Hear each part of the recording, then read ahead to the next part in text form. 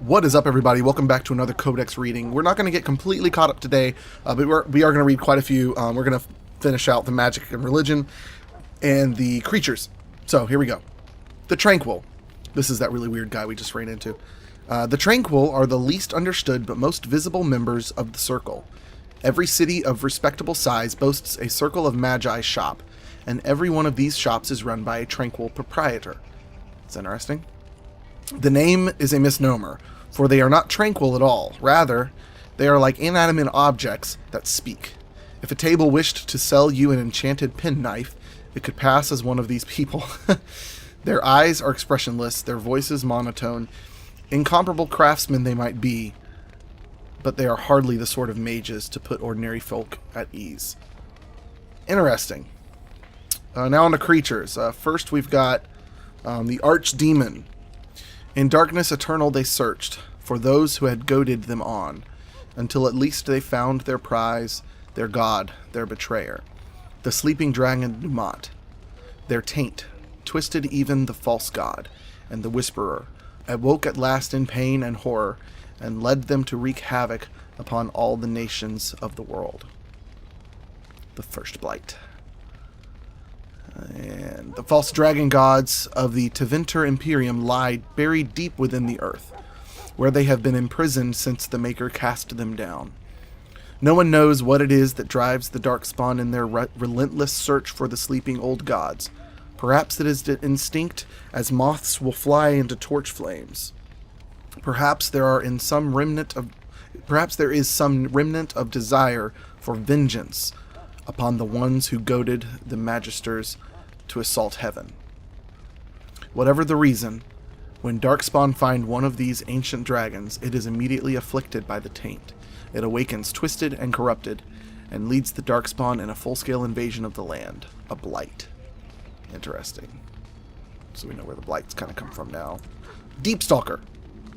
Possibly the strangest of all the creatures found in the deep roads is the Deepstalker. Tezpatum, as the dwarves call them, hunt in packs, generally by burrowing underground and then striking when their prey is in their midst. Stalkers come in several types. Spitters have venom glands and can spit secretions that slow or injure their prey. Jumpers hurl themselves at their targets, knocking them down and making the kill easier. The most common variety scares its prey, leaving the unfortunate victim helpless against the rest of the pack. I'm guessing these are the dinosaur guys. I wish I had a picture. Yeah, I'm guessing those are the dinosaur guys. Genlock, or Genlock. We're going to say Genlock. Or Genlock. Yeah, I think I like Genlock, because General Genlock, yeah. These are the most common Darkspawn in the underground. Stocky and tough, Genlocks are notoriously difficult to kill, even by magic. Alphas. In any group of Genlocks, there is usually one who is dominant. As the tallest, strongest, and smartest of their kind, Alphas serve as a sort of commander, directing or bullying the others in combat. So I wonder if you get into combat with them, if you take note of the Alpha and kill them first, if it affects combat after that. A Ghoul. What the Blight does not destroy, it corrupts.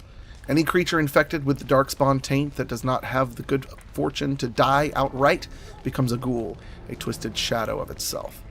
The name originally comes from men, whether human, dwarven, or elven, who became tainted, usually while being held as a captive food source by the Darkspawn. They would turn cannibal, preying on other captives, slaves to the will of the Archdemon, driven mad by pain. During a blight, the corruption of the Darkspawn spreads through the wilder areas of Thedas and infects the animals found there.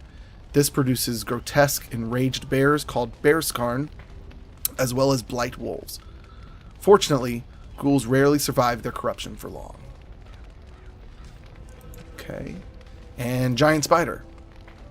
Giant spiders tend to appear in old ruins and other places where the veil has become thin because of magical disturbances or a great number of deaths.